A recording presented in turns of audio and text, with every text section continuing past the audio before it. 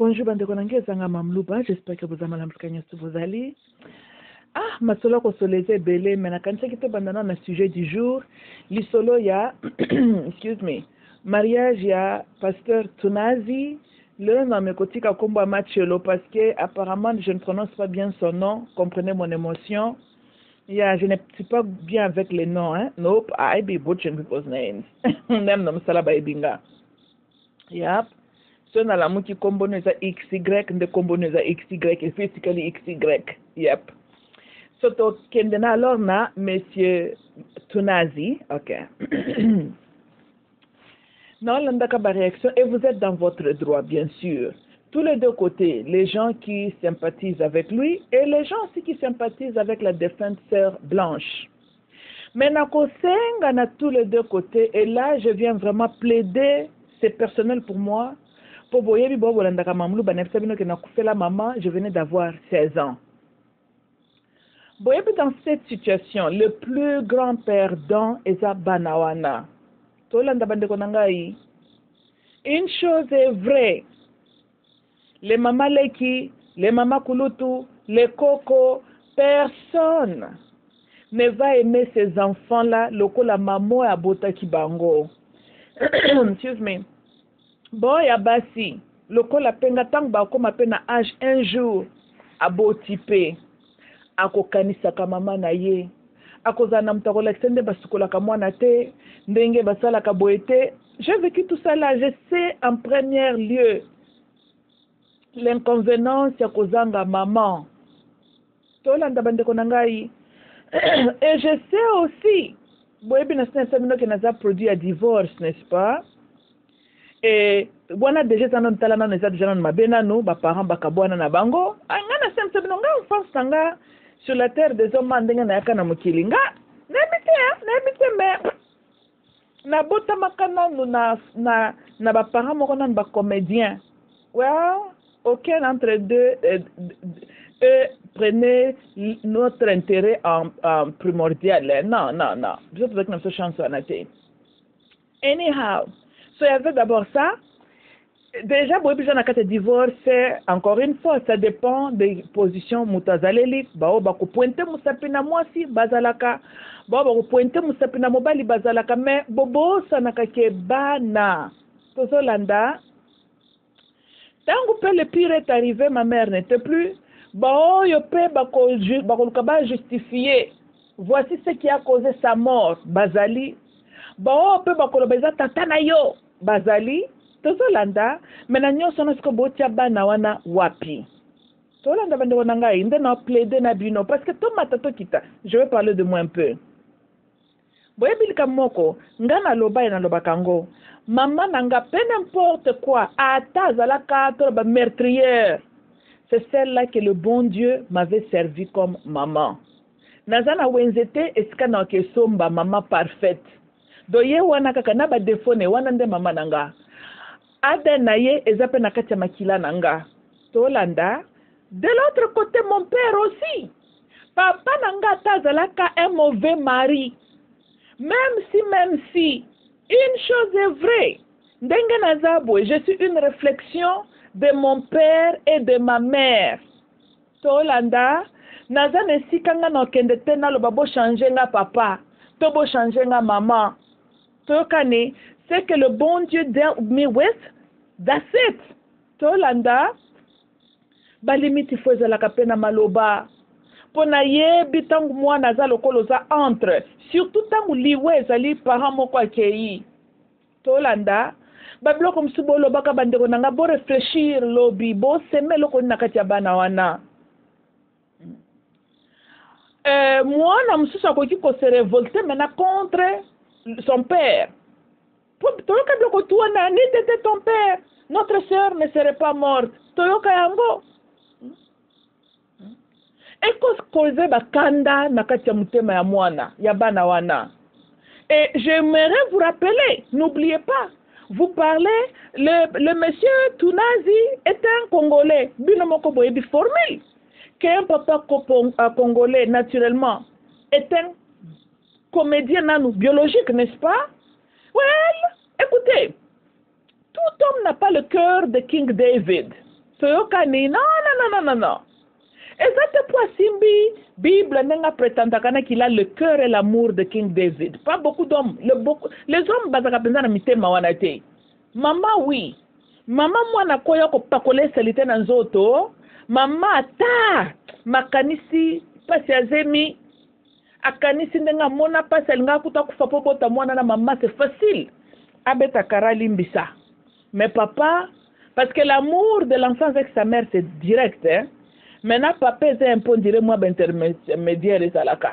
Tolanda, c'est facile papa silika a dire pena mwana na ndenge pe mwana zo memela ye. Biso ba mama pas vraiment. Biso mama ta mwana na yo ko pointo musapi na elongi. Ke mama zandoki, mama zaboye, mama zaboye.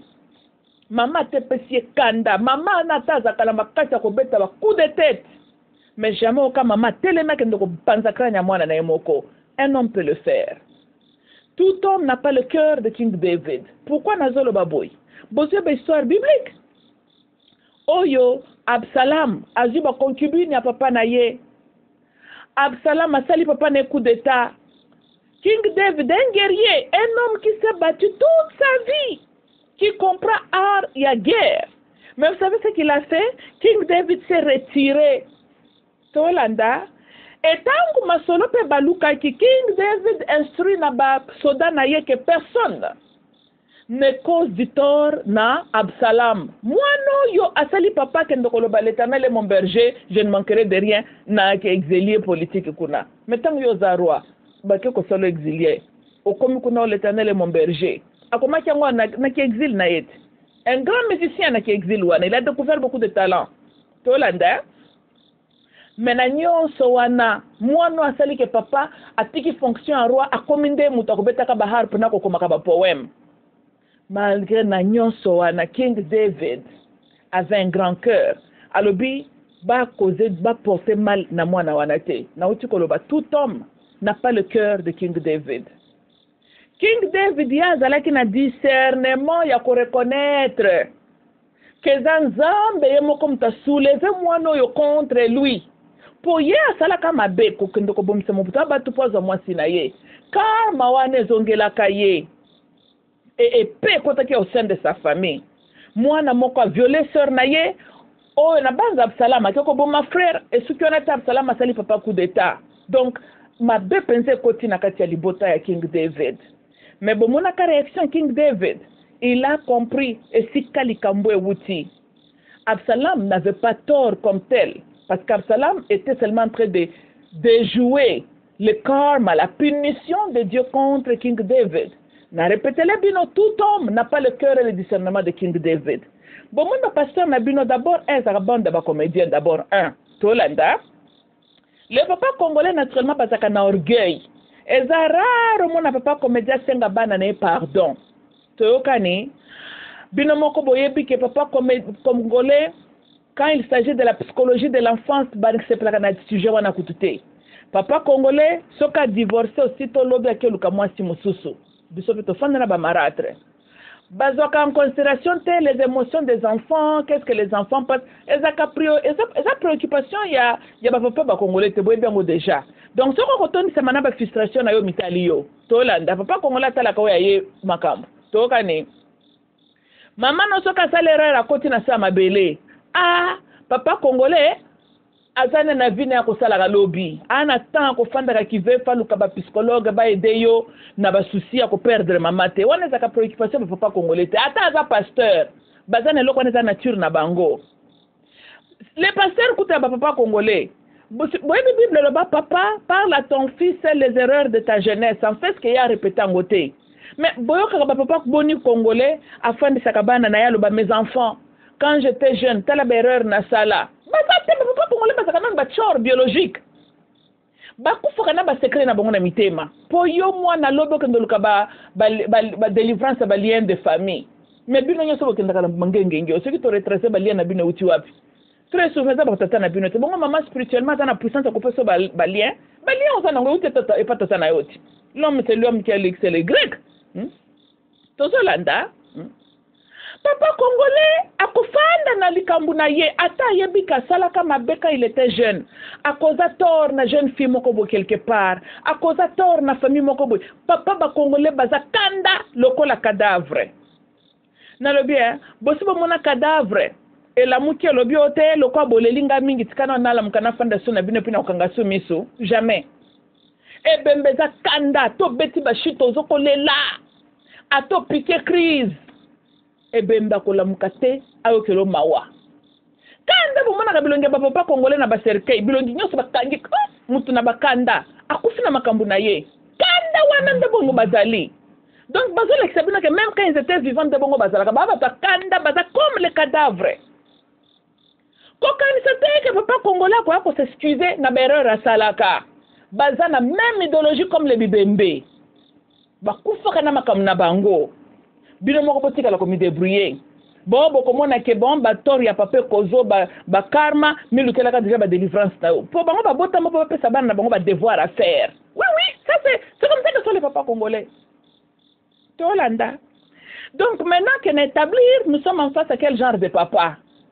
Tant que bino bosolo baba comme ça sans retenue.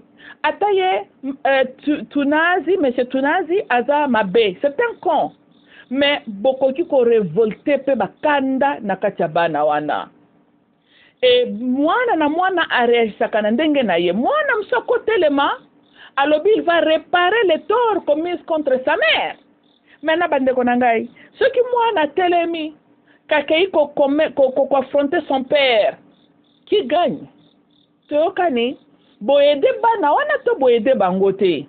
Tolanda po bana na balanda ka ba YouTube bazo kaka pe bino bozo toka bango suna mutema et puis bozali ko placer les paix dans leurs mains lobi moko na bango ko telema contre son père ça ça sera comme ça ezandenge wana Tolanda et na uti koloba ne bandeli tout homme n'a pas le cœur de King David.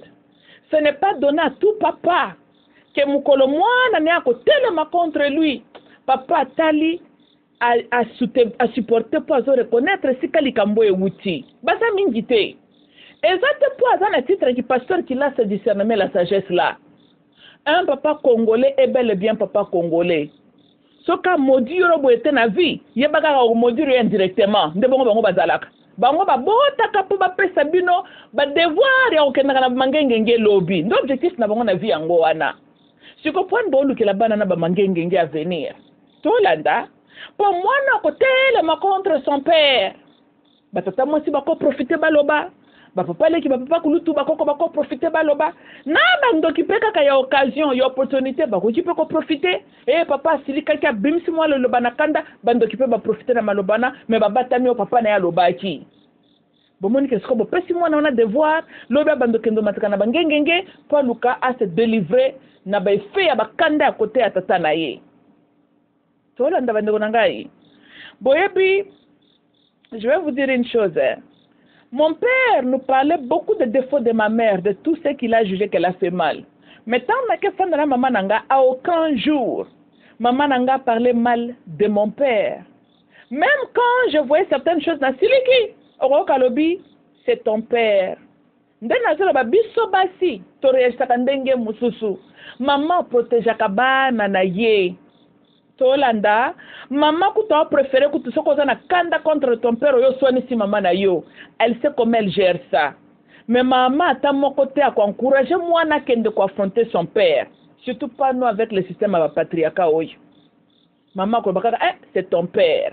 Tolanda, mais l'homme, un homme ne réagit pas comme ça. Un homme. Ah, papa saka toujours prêt. Il y a ko se lamenter na erreur ya moi si na ya taba na bazoyoka. Les hommes sont comme ça. Tolanda.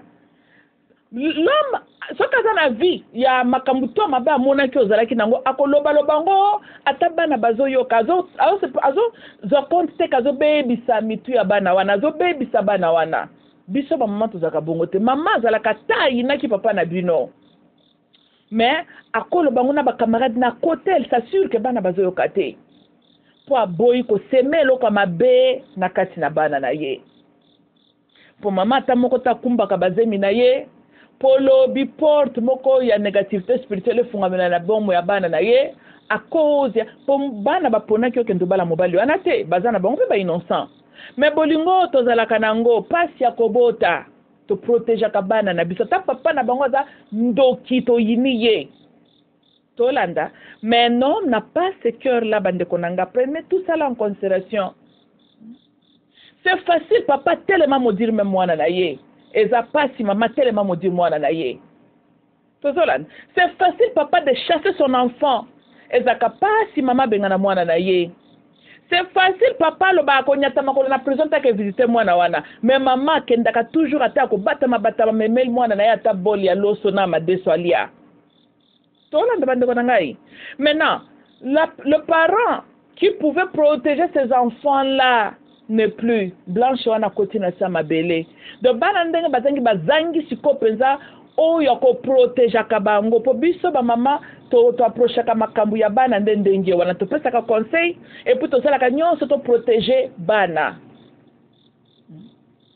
bon mona ka soka ta mwasa tikali veuve akotika la veuve pendant un temps boy poani même la plus belle des femmes si tu as la bana okaka na fandi pona bana ngatika na boko la bana azo banga mobile msoko ya akolinga bana wana te mwasa kanga mutema exacte po atuli toutes les femmes seules hein qui sont là tranquilles exacte po bango tout baza ba frigidaire pas du tout hein mazota la pona bana na ye eza manière ko protéger ses enfants mama kanga ka mutema mobile eza rare afande la yo qui se liba per sel to vesti bino bokola mon bon exemple avec Machelo yango wanati tunazi il s'appelle tunazi tozolanda siko bana wana ba perdre le parent qui donnerait même sa vie pour na ko protéger bango ye wana ba kitisi na sama bele oya tikali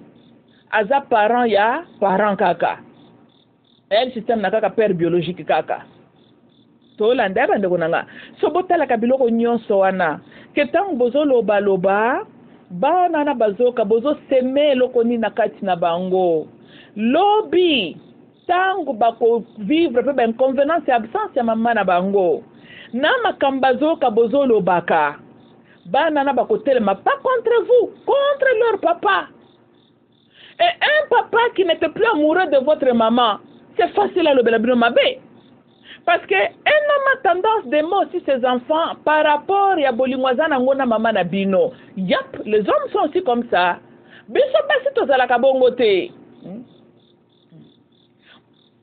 Eza raro mona mama azoko bengana bana ne ko maltraiter bango parce que papa na bango lui a causé du tort dans la vie. Il y a combien de femmes babale na kibu mwana nyonso abota za mwana muke mobala ngo pe makamtina teme mama kangi mutema pona bana na ye. Ça ce n'est pas le cœur qu'un homme possède bandeko nangai.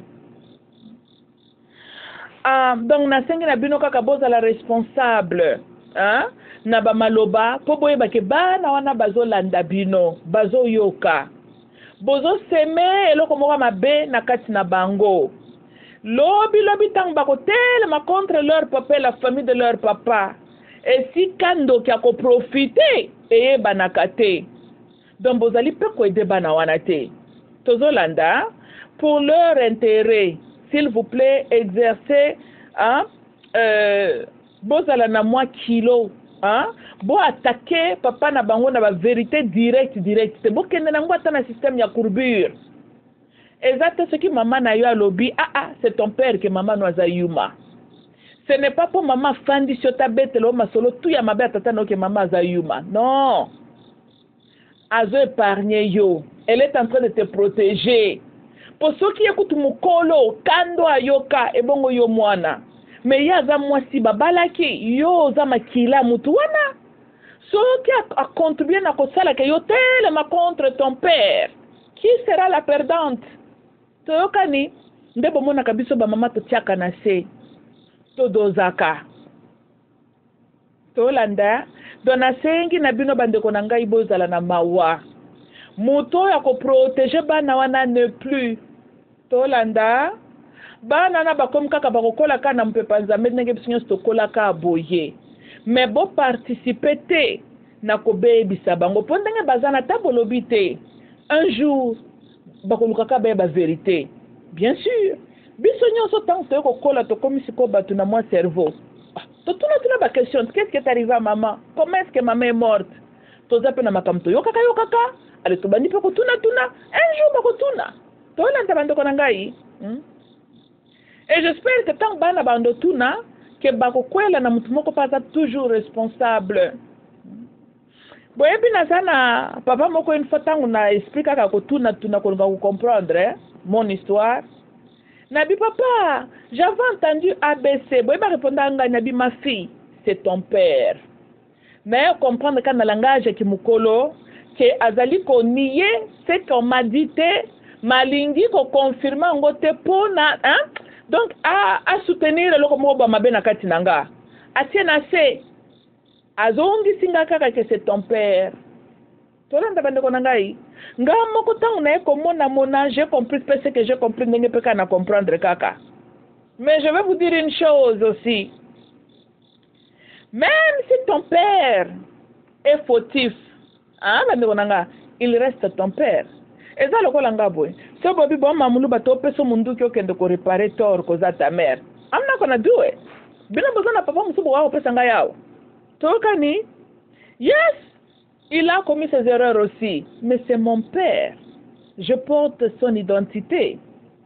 Au fond de moi, il y a de l'amour pour mon papa. Tolanda, maman nanga ipe. Peu n'importe, c'est ma mère. Mon identité liée avec elle.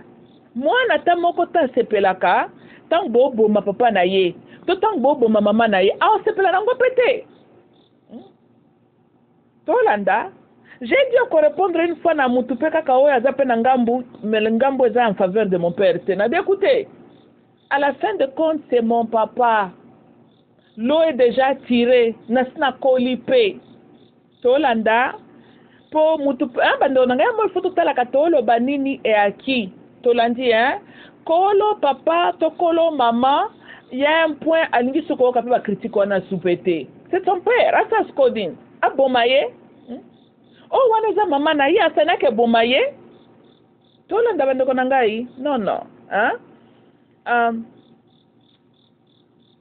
C'est à Dieu de réparer ce genre de choses.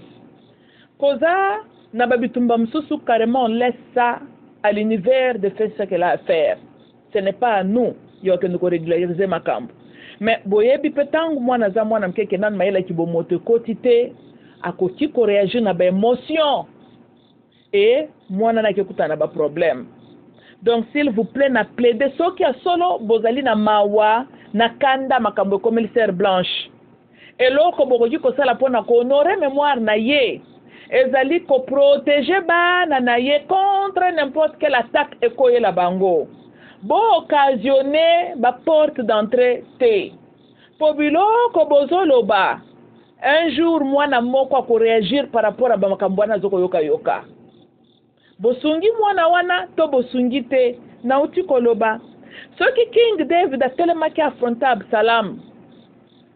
Supposons même moi na lobby yenda zana stemena papa sa komi kobo est fatigué de vivre, moi na gagné. Est-ce que moi na réellement gagné? Abomi papa a gagné?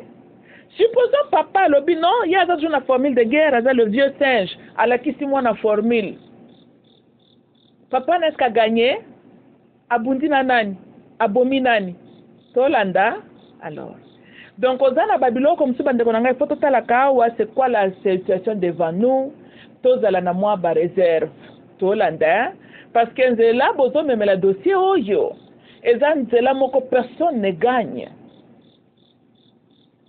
Personne ne gagne.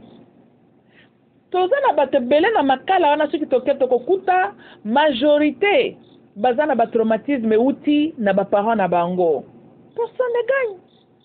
Mutu na makala bosuboka famille biologique ne ba futela ka ces journées na makala. Et ça, il est là, c'est le gouvernement qui prend soin de lui. Et qui est le gouvernement? C'est ça biso peuple. Donc besoin donc ekozo ngela kaka biso. Tolandi hein? Bane bele ba koma ba shege kanda contre son parent. Mwana s'est révolté. C'est la société qui perd. Tolanda bande konangai. Ah. Mais il ne faut pas dire que vous êtes des chrétiens, mais vous réfléchir, musikate que watozo sala ba émission ya ko boma mutuana. Est-ce que tu as dit ko aider banana to tozo ko tia bango sur un mauvais chemin? Et parmi les gens qui sont en train de trop parler là, comme Mama Tchelo, il y a aussi ça disant les pasteurs, les frères en Christ. C'est ça, manque à discernement, manque à sagesse. Bandonanga boy ba peu côté la nuance à chaque situation, hein. Bo ça la peu part des choses. Toyokani. Tant que bozo bomma un parent, ezelo comme la moté. Comme j'ai dit, parent tazanani. Moi, n'attends mon côté vraiment au fond de lui. À cause de la limite qu'elle faisait là. Comme ça, moi, à 14 ans, tu peux bête tata nena maman ne massa sabomi bango. 14 ans. Bon moni, tu vois bien la psychologie de front lobe ya motu et elle va se développer à partir de 27 ans. Si on a 14 ans, un raisonnement pratique n'est pas développé. Baswana kina papa na la nuit avant. De Natongo Mwana Aboumi Bango. Il a réagi à des émotions. C'est un enfant de 14 ans. Bien sûr, Moli Momabe Kotelier. Mais cerveau n'a comme cerveau ya mutute. Ya mutubwete. C'est ça ma kamongo tolo babande konanga. Mwana réagi à kandenge na ye. Mwana msusu suba émotion na ko tellement affronter papa na ye.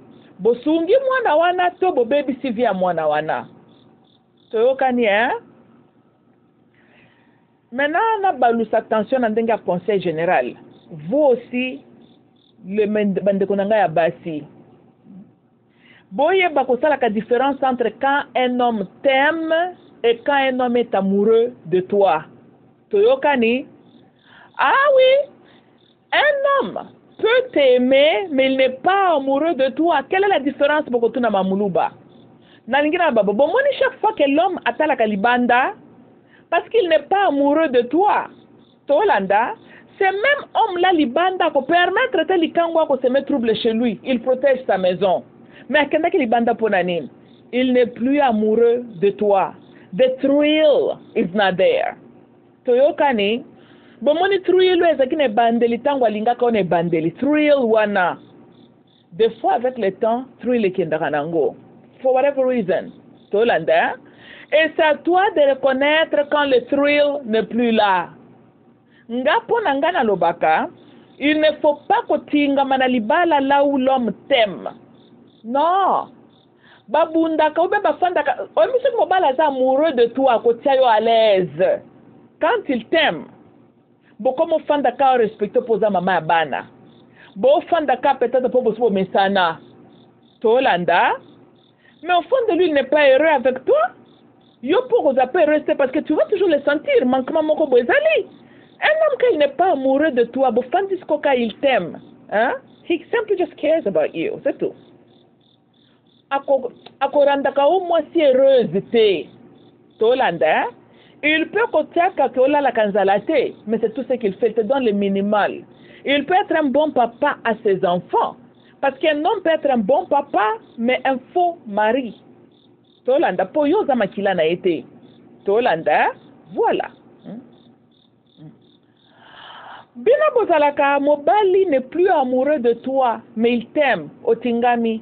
Oh, le divorce, ça vient de Satan. Oh, les balles, les embellis, en zube, c'est pas connu. Non, quand, au moment où tu as l'ito ne bandeli, banzube zalakate. Et pourquoi ne bandeli tant que tu as l'ito à Keiti Abalio? Parce que détruire le télé, il est amoureux de toi.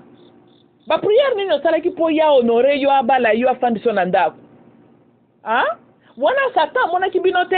Non, c'est que les Satan contre le mariage. Mais il fallait que dès le départ à refroidir mutema na ye. Mais il ne l'a pas fait. Dans ce binoke, et si kaba divorce c'est comme un sujet sur la table, ça n'a rien à voir avec les Satan au combattre bino. Botika ka ko attribuer kama kambutu na Satan non. Il y a aussi question, il y a incompatibilité. Bolimbisi bande konangai. Hein? Donc bande konanga basi, ndena zoloba que ce qui thrill est à susciter, right? Ça arrive. L'homme t'aime, mais n'est plus amoureux de toi. C'est ok, boy bako reconnaître yango. Pona ngai, oh yo salangage ke mamluba. Ce qu'il faut bien dans autres, vaut mieux que tu bien dans autres tango azanon kalingio, mais il n'est plus amoureux de toi pour beaucoup maintenir à ta une bonne relation si tu bana banakati. Ou lié ka banda ko salo bakanai, hein? Et bota ba blessure, ba kanda et tout ça là beaucoup maloko la ba ennemi tango boko kabwana, wana malamuté. Mais tu dois aussi parce que bon, bozana ndenge na bino ka bo comprendre ka makambo, hein? Il faut que yeba peut reconnaître quand le mari n'est plus amoureux de toi, respecte sa position. Et ça passe, mais accepte. Si tu dois boka buana, you know. Yango basala même divorce. Tolanda basala divorce par les blancs. Bah, même basaka ba conservateur. Les vrais blancs basaka ba conservateur. Mais basali peut reconnaître parce que bande konanga. Nde boka ko mobala bumi mwasi, to mwasi abumi mobali. Aza amoureux na yote. Il se sent peut-être comme si il est endetté de toi. Pour bousbo boti, c'est là. Koluko zalana mutute parce que il se sent indebted to you. Tolanda, c'est mieux tant mobile aza amoureux de toi. Parce que mon temps aza naturel wana, chaque fois il fait des efforts pour yo zalaka bien. Because he's in love with you. Quand il est bandeli, tolandi, hein?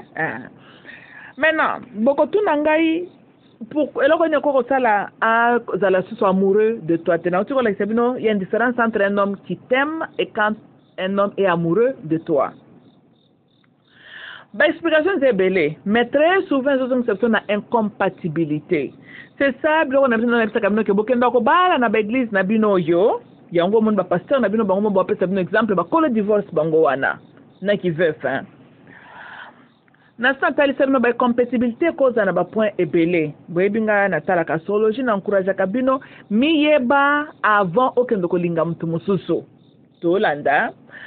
Parce que quand de Boébi na carte natale, il y a 12 maisons, n'est-ce pas? La 12e maison, qui est la maison, il y a inconnu, il y a divinité et tout. C'est à partir de la 12e maison que Okoyeba, le karma attribué à ton âme. Toyokane. Karma, n'endenge bo comprendre ko karma punition, non, non. Karma seulement veut dire le devoir. So, oyaki na mokilika koya boite, il y a un devoir qui était attribué à ton âme. Tolanda, l'exemple à Jésus-Christ, son devoir est à la kinin. Asalisa, ateya batu, a enseigné pour l'ukapa kufa pona batu. Ça, c'était un devoir qui était attribué à son âme avant même à la conçue na libumuya Mary. Tolanda, parce que tes parents, ton père et ta mère, bango ba formaka âme na yote. Tolandi. So, le bon Dieu qui connaît les âmes a attribué devoir mokobo à ton âme. C'est ça, et c'est indiqué dans la 12e maison. Première maison, c'est la manifestation de l'homme physique, tango botami, parce que l'âme est latinzoto physique, obotami, c'est la première maison. Le soleil représente ton âme, mais nous avons simplifié le sous. Le soleil nous montre l'identité de ton âme, mais le soleil ne nous parle pas de la tâche attribuée à cette âme-là. Tolanda. So, 12e maison, qui est aussi une maison de karma, on a coupé à perte à séparation, parce que si nous parlons de dimension de Dieu, on ne peut qu'être dans la présence de Dieu quand on est séparé de corps physique. So, maintenant, une âme, l'identité de cette âme-là, le soleil, le soleil est exalté, le signe bélier qui est la première maison, right? L'âme, la conscience est dans le corps physique, il y a être vivant. Tolanda, mais oyakia wako sala nini? C'est quoi le devoir attaché à ton âme? La 12e maison te le montre. Karma ya 8e maison, boka otolobaka 8e maison ndaka karma. Là, ezali ba karma attaché na progéniture na yo, bakoko na yo. Tolanda, on est comme makambu na biso na monde physique. Parce que ton âme était aussi attribuée, on a assigné une famille à ton âme. Parce que cette âme-là, bon, right? So, tu seras lié à une famille ici sur la terre des hommes. Right? Papa, maman, première maison. Soudainement, ce qui est la planète de l'homme physique, right? Il règne sur la première maison et la 8e maison d'Akuya Kufa, la mort de l'homme physique. Ndakuya dette physique. Ndakuya ba karma, ndakuya ba secret. Tolanda, et ma solo y a un système reproductif et ça ma solo 8e maison, right? So, tango zo lingana na mutu, Il faut partenaire oyo akoede yo o fulfill le devoir attaché à ton âme. C'est celui-là réellement ton âme sœur. La réflexion de ton âme, your twin flame. Toyokani? Okobala mutute oyo ke le devoir de son âme ezali ko contredire devoir na yo. Tolanda, bolongwa na makambo yo, c'est Dieu qui a fait le mariage, les Satan combat le mariage. Pendant on a réfléchi un peu. Est-ce que Satan, ça lui arrange yo kutanana vrai partenaire na yo, tout ça lui arrange aux la relation incompatibilité. N'est-ce pas que tango bali mutako kendo ko accompagner na nécropole lobby, ça arrange le Satan? Est-ce que le Satan peut combattre un mariage qui a l'incompatibilité? D'ailleurs, ça lui plaît. Pour vous discuter tous les jours, pour vous la malheureuse, pour bamili ma principalité profiter kana bo moinayo na bana na yo. Satan, d'ailleurs, quand tu es avec, c'est lui que Dieu a tracé pour toi, le Satan père. Ce bon ngoko, tango zomona bakambuyo zomona, oh c'est le Satan qui vous combat. Non, non, non, non. Aux Andes, tu es mal positionné, tu es dans une relation qui n'est pas comparable na yo moto. Tolanda, Satan n'a aucun intérêt à combattre ce genre de mariage. Togani, parce que ça lui arrange bozala ndenge wana. Bando ki bazana na posa te boka bwana, ndo kia combataka. Balobaka en anglais, quand ton ennemi est en train de commettre une erreur, il ne faut pas le distraire. Tolanda, tango bali en erreur. Même les démons sont très contents. Ce n'est aucun démon qui combat ton couple. Au moins, ma discussion au monaka. Au moins, il malheur on a vivre. Démon ta moko te mutazo azoko combattre bino. Osa mal positionné. Il y a l'incompatibilité dans l'alliance donc ndeko sala. Mais ndengo zaleli wana, ça arrange les petits démons yo zala na situation wana. Qu'est-ce qu'on va pas d'entrer comme belete? Tolanda. Soko kutani na muto nzamba trasa ki pona yo, mais là comme qu'on vivre pona o accomplir la volonté de Dieu pour toi. Les démons ne sont pas là pour t'assister yo accomplir la volonté de Dieu pour toi. Tokani, so vous voyez que ba raisonnement na bino na ba pasteur na bino ba farceur ba tia ka bino na mutu ezala ka c'est le renvers. Tokani bando nanga il faut poser la ka bo rêvaka trop, nersa ka bino que vous rêvez trop, il faut poser la ka réaliste, utiliser un peu le raisonnement pratique. Quand tu te lamentes, tu es malheureuse, hein? Bozoko discutaka bolingwezate nandaku, ça ce sont des environnements qui arrangent les esprits de principalité, les démons. Ce n'est pas leur intérêt que kimie kota bina place wana. Bazo sepela kutunde ndengwane faut boza bakolinga te boka bwana. So vous voyez, les petits démons et les satans ne sont pas pour le divorce. Tolanda, parce que il perd. Pour ce que l'on a une relation wana, au misong si nanzela nzambe zapo yo kutana na mtu nzamba salela kiyo. Sigoi. Comment vous dites que le Satan rusé, il est intelligent, mais bino bo poser makambu eza conflictuel et vous attribuez ça au Satan. Tolanda. Ndena sakamne étudier la Bible, bo look esprit de discernement, c'est plus spirituel que religieux. Tokani. Ta carte natale, 7e maison d'accord mariage, n'est-ce pas? Parce que Dieu est parfait dans tout ce qu'il a fait. Tokani, hein? Ta carte natale, ezali ko la qui s'appelle yo, ezali ko indiquer yo le partenaire qui sera comparable na yo mutu. Na oti ko le bobo tamaki kaka po eki ko stambola na mukila wate. Il y a un devoir qui est attribué à ton âme. Mutu musu soko koma ka docteur pour guérir bateau. Mutu musu soko koma ka enseignant. Mutu musu soko koma ka président. Mais il y a un devoir. Peut-être yo lobi okobota ka bana wana nde lobi bakokoma ka batu minene. De toutes les façons, il y a un devoir. Le purpose c'est Mary. Myriam, la mère de Jésus, right? Aya kana mokili fonctionne vraiment, ça là qu'un jour à botande son fils Emmanuel. Toyokani, yeah. Et puis elle est connue pour na botaki Emmanuel. Toyebeli pour na bana msana kendo botate. Tolanda, voilà. Po ndenge nzamba trasaki makambu na ye Emmanuel ifo botama, mais siko amwana ifo ya physiquement. Akola tanzoto amuta ozwana nzela siko ya nani? Tolandi, hein? Il était lié na peuple wana ba Israélite wana. Wana est-ce que physiquement tu es lié dans ta famille, tu es lié parmi un peuple. Wana ma solo physique, mais ça n'empêche de purpose ya âme na yo. Pourquoi tu es venu ici? Et les esprits de principalité, les diables qui te combattent, bango ba fonctionne kana anglais ya ko sala o dévier ton devoir divin. Tolanda. Ce n'est que quand tu aurais accompli la tâche que le bon Dieu a attribuée à ton âme que oui nzamba ko la prochaine étape na yo. Et musala ya ba force terrestre yo ezali ko sala ko dévier yo. Tolanda. Et la différence entre Jésus-Christ et son abus, c'était que lui, sa nature, il était déjà divin. So, il était conscient, il y a purpose, ni n'y a il qui kosala na mukili awa. Tozo mone même na âge de 12 ans, abandi déjà ko enseigner côté abatukuna na synagogue. Mais le reste na biso batu normal, zara romona mutu normal déjà na 12 ans, za conscient, na appel na ye, na ce qu'il devrait faire na mukili abatu. Car Jésus est appelé moi exception. Tolanda. So, la majorité de nous, et puis, pour développer ta spiritualité. C'est le Saint-Esprit qui t'aidera à comprendre où il y a qui kosala nini. Il faut qu'on poursuive enlightenment. Enlightenment en français, c'est quoi? Il faut qu'on poursuive, qu'on connaisse la vérité.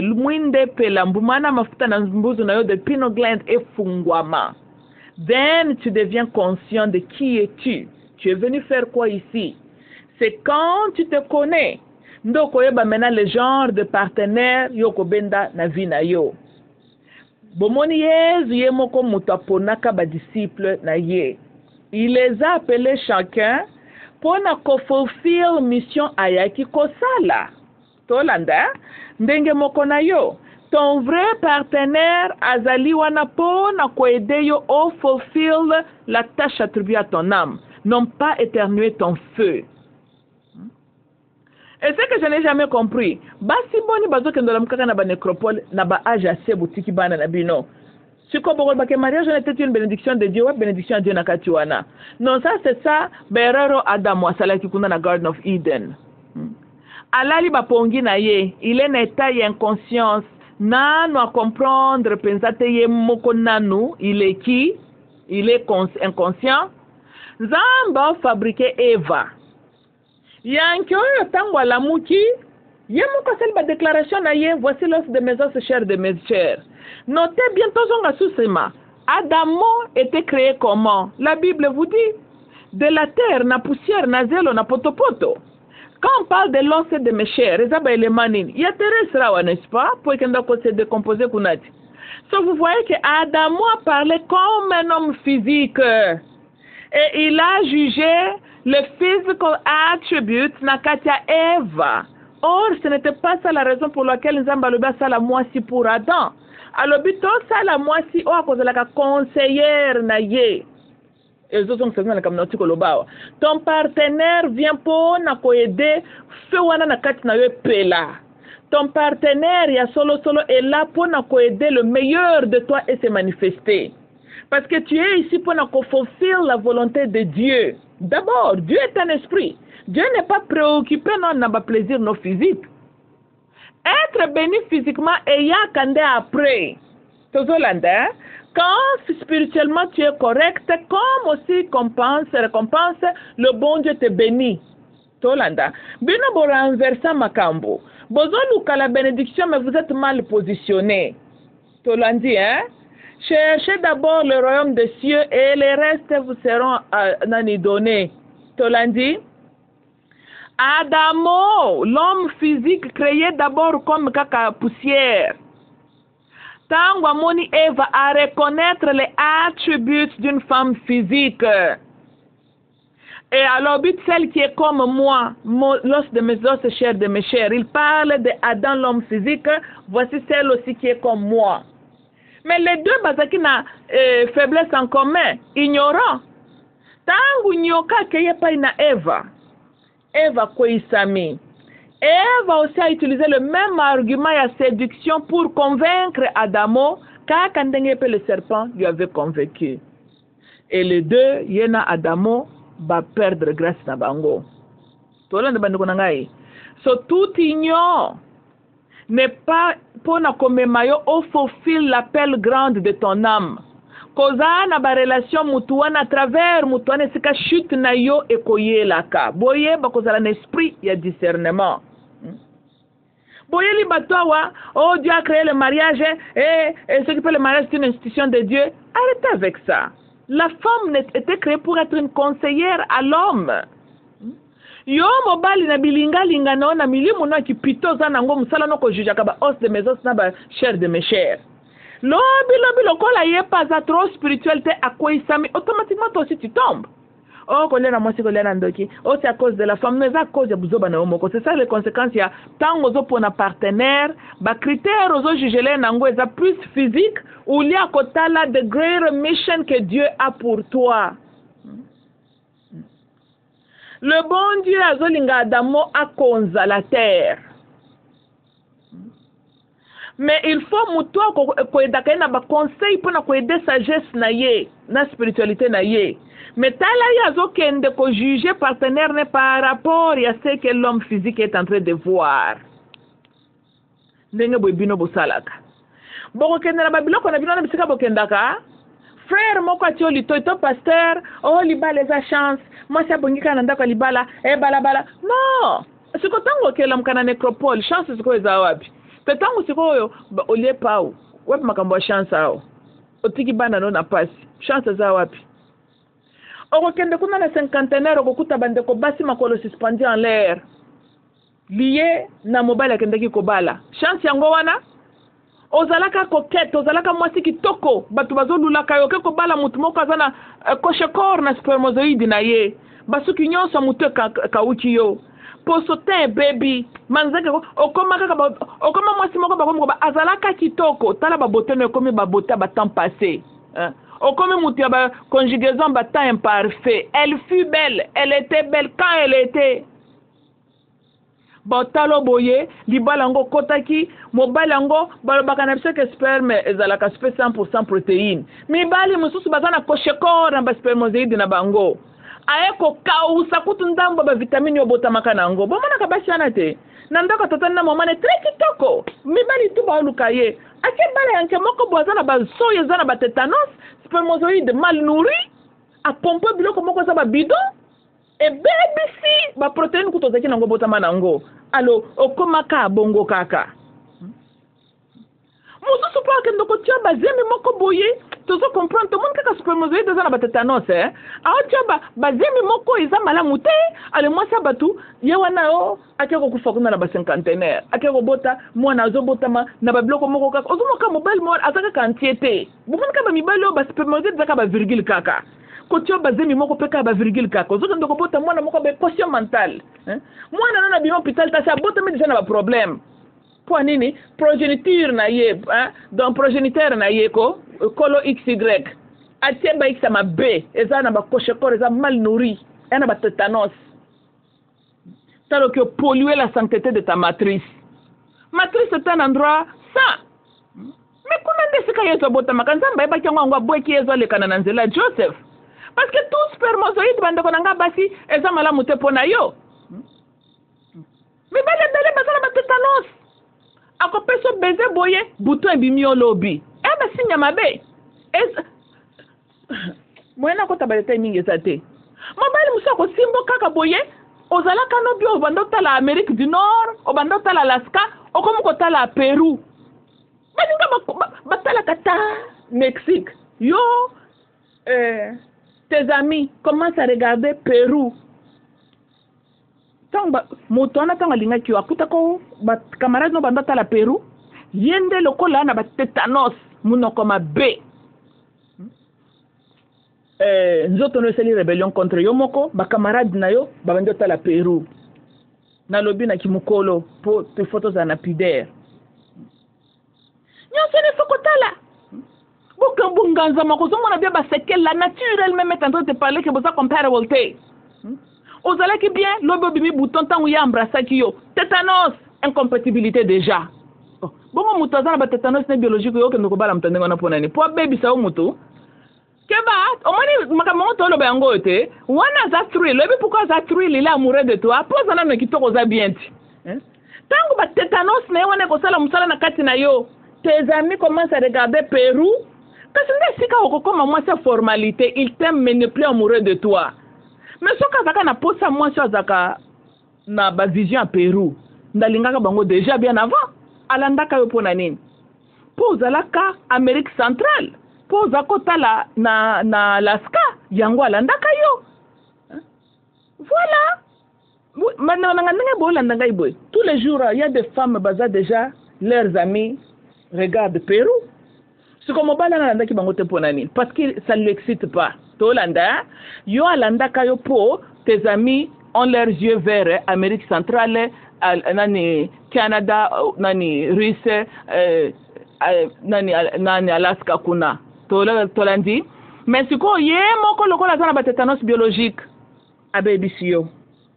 Tolandi. Maintenant kokomi tes amis regardent Pérou. Tu ne l'excites plus. Il n'est plus amoureux de toi.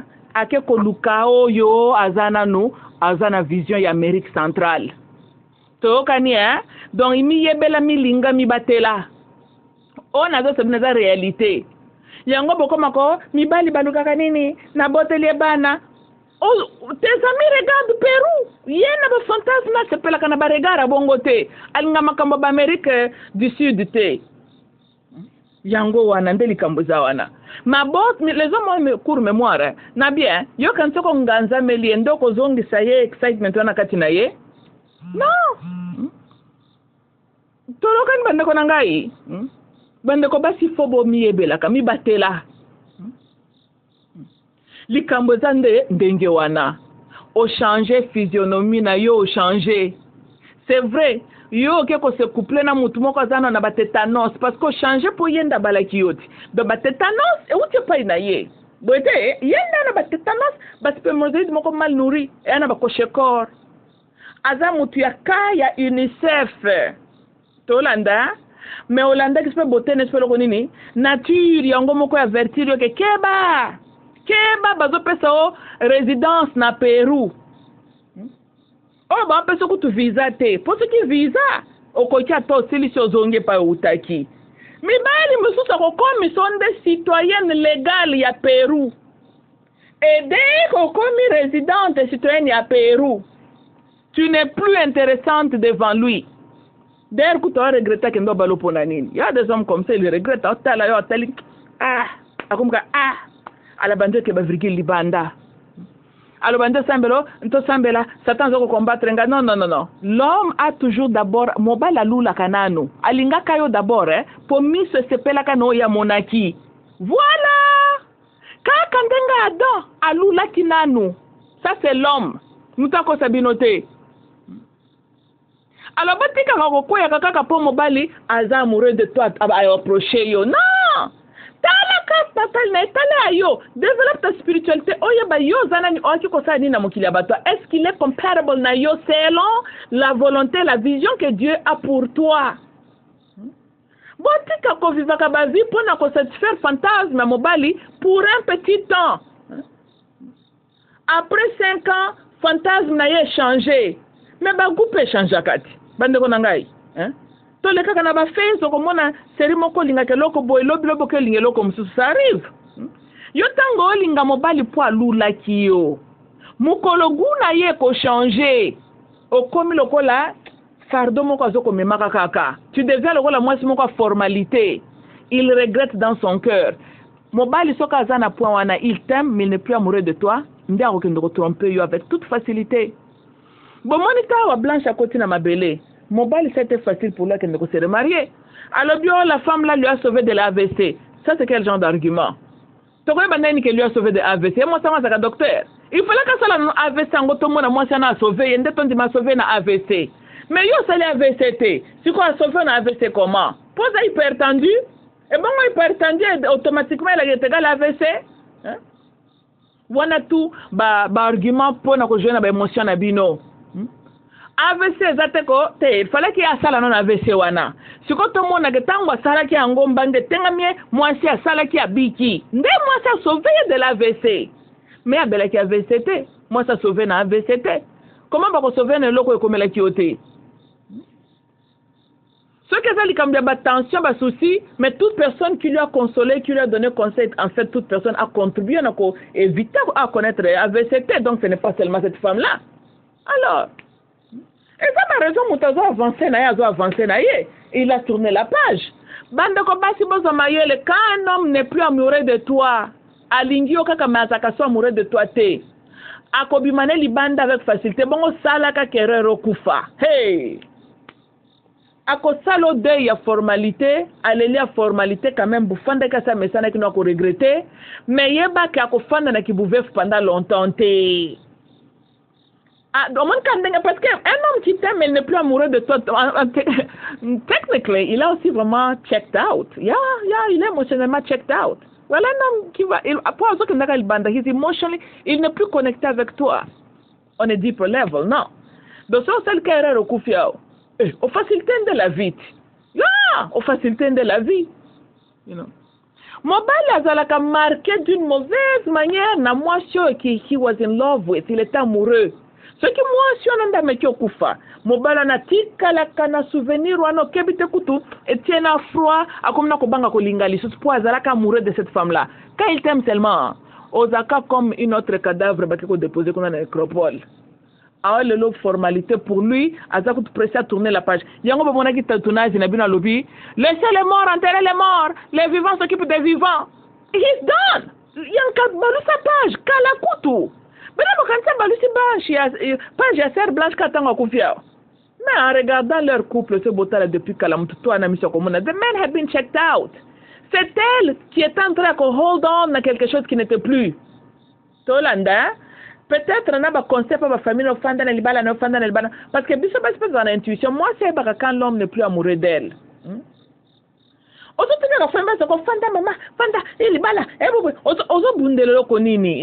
homme n'est plus amoureux de toi, the thrill is gone. Tolanda, voilà. Potango ezalaka ne bandelo bundela kango tezalaka naturel. Eke inango. Tokani, tika kotiaka vino en risque, kolexaka tona yo, ozo bundele loko nini. Mobile lingaka thrill. The thrill is gone. A pompe popo bana nzoto no comme se pende nini libu mukodeyo tes amis batali Pérou otengamia libala c'est déjà créé l'homme a talona na miso chaque fois zonga kasoka telio kute peso su kanda na mutema oh no kama papa simbinga te sa fenta he's not thrilled anymore, the thrill is gone yangwa simbote. Qu'est-ce qui est difficile pour toi de connaître?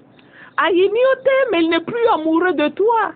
Aolande sika thrill ezali tango akokutana na oya betium tema de thrill eza abanjo kende kuna. C'est comme ça. Tolanda boluka mibalo bazali oyo nzamba trasaki pona yo aza comparable na mission nzambe pona yo celui-là ton partenaire à vie. Tokani botika kolanda ka mutu selon po yenda lulio olobi eza chance okemitali yo. Et puis, bien, beaucoup de takata mobile, to tiki na tata nga simbio to apprécié besoin. Ceux qui ont talent sotono et réagir d'une manière négative. Kokuntion que linga mobile wanate anate tanos. Olingyo muna ngondenge nini. Il faut que ceux qui sotono baby pour comprendre que mobile na zakelo boko mabe. Kebo kama ko regretter tanazala ka kitoko. Mobile akomi boy po akopon. Atolo bi bonde sele loko nini.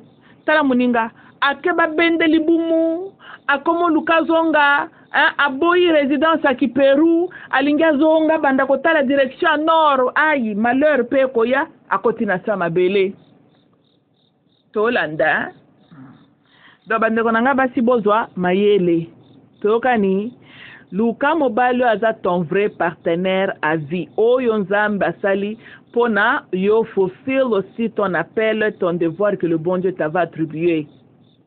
Keba na bamibali kako aza pasteur azabwe mitali yo. Parce que la nature aussi a son procès hein. Mais tant bon pompe bana wana. Comme kotala nde ba Pérou. Oui, comme kotala Pérou. Hein? OK bande konangeza inga mamuluba. I love you all. Bye bye.